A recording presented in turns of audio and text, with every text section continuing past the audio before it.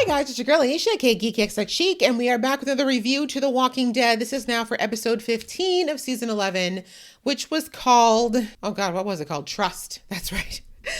So this episode dealt with the fallout of what happened at the complex with all of the quote unquote warlords that went sideways for Hornsby. But of course, like I said at the beginning of the episode, there needed to be something to be done because Aaron and Gabriel have to go back to the Commonwealth because their families are still there. They can't just walk away. But they basically came up with the least believable story possible as to what happened and what went down. But I understand why they did it. I mean, they didn't have a lot of time to think about it, and they knew if they took too long to respond and call in reinforcements that it would look even more suspicious. But Hornsby's not an idiot. He clearly knows that there's a lot of holes in this story and that there has to be something going on, like maybe someone helped them to get rid of his men and to get rid of his merc, his pet merc. So he wants to get to the bottom of it, and of course he's looking for a reason to get rid of Aaron and Gabriel, because like I said a couple episodes ago, the fact that he sent Aaron and Gabriel on this mission said to me that he already found them expendable, which is weird. Like, it just seems like it's strange that he's trying to like recruit these people, but he also seems to want to get rid of them. But again, I think that has more to do with the fact that Hornsby wants to be fully in control of these people,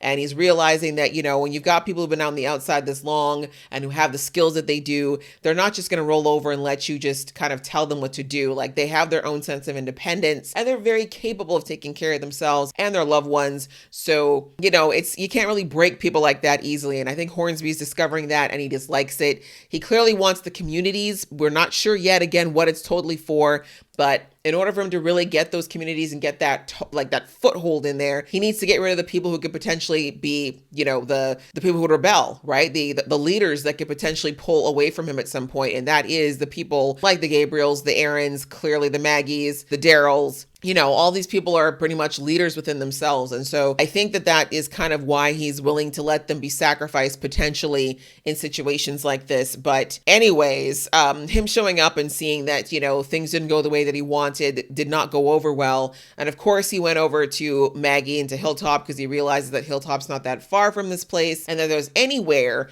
that the people in this building could have disappeared to, it would have been there. And I have a feeling that's exactly where they did go. And we saw the confrontation that we were shown back when the season, when the hiatus premiere, what was that episode? Gosh, I don't even remember now. 10, I think it was, or 9. When that one aired, you know, we saw that flash forward of what happened with Maggie versus Daryl. And remember, I was saying, I don't know how we got here, but now we know we've seen the culmination point of all these different things that led to this point. And so Daryl clearly is, even though that preview made it seem like they were potentially on different sides, it was pretty clear in this episode that they are, like, Daryl is still very much Team Alexandria, Team Hilltop, aka Team OGs. You know, he's not ready to turn on anybody. And his tolerance level for the corruption and the lies and the BS that he's dealing with is dwindling by the day. Like, he's really only doing this because of Judith and RJ. That is the main reason he's sticking this out. And also, like, the other people in the group, because he's already figured out that Hornsby is not opposed to taking out other people that he cares about to try to get to them. So,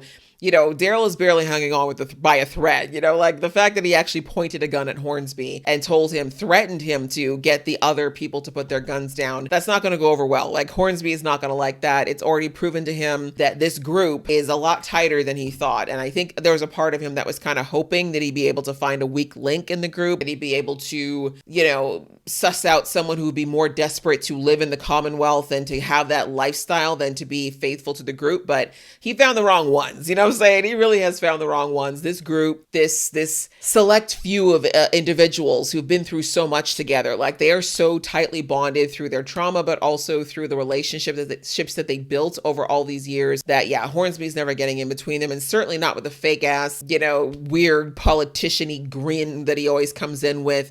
Like, he's so fake and so full of it that even if maybe if he actually tried being genuine for 2 seconds, he might actually have gotten some headway. But anyways, we see that it, you know, came down to him coming to Hilltop, trying to get his proof that he's being lied to, get his proof that Hilltop was involved. He really wants to break Maggie. Like, you can tell from that episode where Maggie basically told him to take his stuff and go. The humiliation that he suffered in his mind, first from Maggie turning him down to his face, but then from Pamela basically saying that his whole plan was a flop. I knew that he was gonna, like, Maggie is just sticking in his craw as something that he couldn't break or beat. And Hornsby's the kind of guy that likes to collect his victories in slimy and backhanded and underhanded ways. And the fact that Maggie's kind of like not only turned him down, but kind of turned him down with some integrity, I know is definitely bothering him. He's the kind of man who always feels like there's got to be something. You know what I mean? Like he's the kind of guy that, you know, back in the old world was the collector of dirty little secrets who was looking for scandals. If he didn't have a scandal, he'd create a scandal. Like he just wants people to be bottom feeders, you know, like him. And the fact that Maggie, he's got nothing on this woman. He had nothing to entice her with. The life that he painted for her, his silver tongue, like none of that worked, and it drove him nuts. So I know that he was looking for a reason to put Maggie on the other side, as in the enemy side of his life. And this almost sort of, well, it wasn't going to work at first because he couldn't find that evidence that she was at the crime scene, that conclusive, right? Outside of the fact that there was a vehicle, which thank God they dismantled before they showed up. But you know what I mean? He couldn't find anything. Clearly Maggie is smart. She's not an idiot either. Whoever those people were that were there, I'm sure they dispersed and made sure that they weren't all in Hilltop at the same time, I should say. Not to mention that Maggie knows Hilltop better than anyone. So I'm sure if there's any hiding places, she would know where to put them. But we see that the one piece of evidence he does have is that Lil Herschel lost his hat there, which I didn't even know that he'd had it on his way there. Hornsby had seen him in that hat before, so that's pretty incriminating, but it's not enough, right? Like, it's really not enough. Really, they could have written that off to saying, hey, that could have been anyone's hat. Someone could have stolen that, etc., etc. But you get my point. He knows that they were involved. Like, he's not going to let that go. He can't prove it right now, but it's enough for him to, like I said, be able to put the label of an enemy on Maggie and anyone who associates with Maggie. And that's kind of what he wants, because I think he wants to separate her from what he perceives as any allies so that he can basically take her down at some point. But knowing Hornsby, he's going to want to humble her a little bit first, because that's the kind of guy he is. So we'll have to see how it goes, because he was unsuccessful today, and like he would have had a really hard time justifying like hurting a bunch of people at Hilltop without any real proof. But I have no doubt that he's definitely planning on taking his retaliation. And now, considering how the episode ended, I'm very scared, because I should have put it two and two together that he lost one merc. There's another merc out there, and I would arguably say that Leia might be worse than this other guy was, but maybe not, because Leia's lost everything now. So she very well may be in the same level as Mr. Smiley, who died in the last episode, because she's lost everything. She's got nothing to lose, and she's got a huge axe to grind against Maggie and Daryl. So this is going to be messy, right? This is no longer just for Hornsby. It's going to be her own personal revenge plot to kind of decimate these communities that she feels took her family from her. So that's not going to be good for our guys, not good for our communities. So I'm not sure. We'll have to see how that goes, but I have no doubt she's definitely going to take Hornsby's offer for no other reason than also like being alone in this world. We already know The Walking Dead has taught us the one thing you cannot be in this post-apocalyptic world is on your own, and Leia is on her own right now. So a lot of reasons for her to take Hornsby's offer. Outside of that, inside of the walls, we saw that Ezekiel is out of the hospital. He's recovering well. He seems like he's a lot happier and livelier, and it was good to see. I was scared we might lose him on the operating table, but like I said, he's been getting a lot of screen time, and he's getting a really good edit right now, so that makes me nervous. In the Walking Dead world, people don't do well. People don't have good things happen. It usually is the preamble that happens before inevitably they die shockingly. I'm hoping that won't be the case, but I'm not going to put it past The Walking Dead. But I do like that he basically recreated the zoo that he worked in all those years ago. He always was an animal lover. He's been that kind of person. And basically, he's recreating the life that he had before. And that's something that I talked about a couple episodes ago about how the Commonwealth kind of brings out the person that you were. And that's kind of what's happening with Ezekiel now that he's gotten this second chance at life. But we see he's also trying to help out the people who are not as fortunate in the Commonwealth, people who don't have connections, the people who are on the other side of the Commonwealth that was being talked about by that guy who broke into the ball all those weeks ago, etc. They all need medical attention and help and things like that too. But because of the way the Commonwealth system is set up, those people are not getting any type of medical attention, or they have a waiting list that's so long, or they have to go into debt to the Commonwealth in order to get help. All these things are intrinsically very wrong, especially when you need people. So I love that Ezekiel kind of set up this way for them to potentially get medical care. And again, I feel like this is going to be very good for the doctor. I can't remember his name right now, because we see like booze and pills, like that's a dangerous mix, but he didn't want to be a doctor anymore. We saw that when Yumiko came and had those conversations with him, he was done with the medical world, and he had his reasons, which he never got into. But my guess is that he never wanted to be a doctor for the sake of the prestige. I think he did it to live up to parental expectations, but hated it. And he was happy just baking his cakes, but now he's been forced back into that role again in a system that's broken, and it's hard, and he's been dealing with it very poorly. We saw at the party a couple weeks ago that he's been drinking, and now he's adding pills, like I said. So this is something that I feel like is going to make him feel like what he's able to do is going to be helpful and actually make a real difference, and hopefully that will be something that will help him get out of this depressive mode that he's in and feel better about the fact that he's got to practice medicine again. But it is dangerous for him to be going between both these areas. That's going to be getting pretty tiresome, not to mention stealing medical supplies could end up being a big problem. But thankfully they've got Carol, and Carol's a lot smarter about these kind of things. So with her help, I do think that this little Robin Hood operation for the medical society the medical services will actually work out to be pretty successful for now anyways. But and yes, the moments between Carol and Ezekiel are great too. I love the speech that he gave her about how Carol provides hope for others, because she's been in a dark place ever since the Alpha situation started, understandably so. And I think she's still feeling a bit like if she does anything to ruin things here at the Commonwealth, it's going to be like, again, her kind of doing something that ruins something for someone else. But I love that Ezekiel brought out that he wouldn't be here right now if it wasn't for her, and that she has saved people she's cared about time and time and time again. And while, yes, she's got a darkness to her and some stuff that she does that aren't the greatest, but the fact that she does these things usually in the service of others or to help others is really what differentiates, I guess,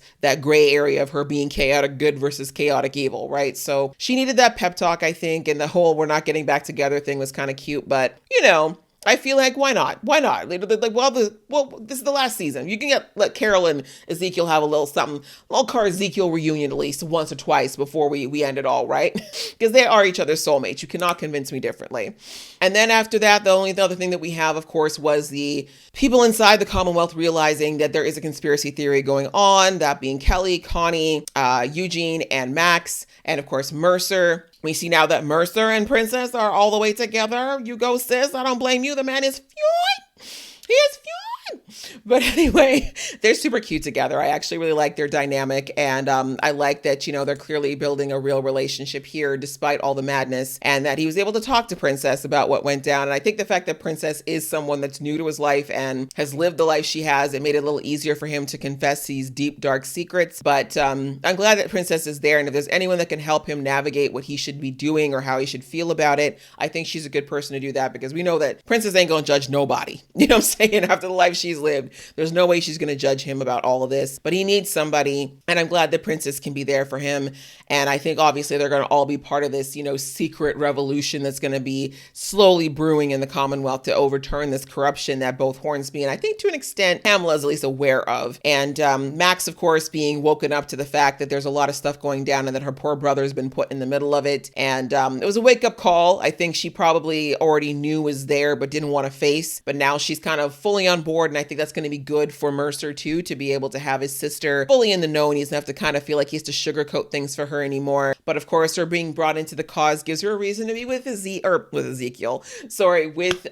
Eugene. And those two had a rocky start, but now we're seeing they're making their way back to each other. They got their first little kiss today, so I have no doubt that their relationship will continue to progress. After all, they did fall in love over the radio, so why not actually make it real now that they're both in the Commonwealth? But hey, nothing bonds somebody together closer, or faster, I should say, than a common cause, especially one that's as crazy as this one. So good for them, but not really much. Like, Connie and Kelly were kind of extraneous in this episode, really. I mean, outside of telling the story there, I don't know what they're going to do, because like Connie said, there's no way she can tell this story without it being squashed by Pamela, especially since her jerk of a son is involved. So I'm not sure what she's going to do other than collect this information right now, but I'm hoping her investigative journalist skills, I should say, will help her to kind of figure out the right questions to ask or the right places to go to figure out how they can finally get to the root of this and overturn this corruption. But like I said, when it comes to corruption, these things kind of they go really deep. They're not easy to uproot, and they're usually right in the foundation of a society. So I don't think it's going to be as easy as our group thinks it is, but who knows? Maybe just removing Hornsby and Pamela might be the right start. As I said, our people have a way of coming into new communities and taking them over. So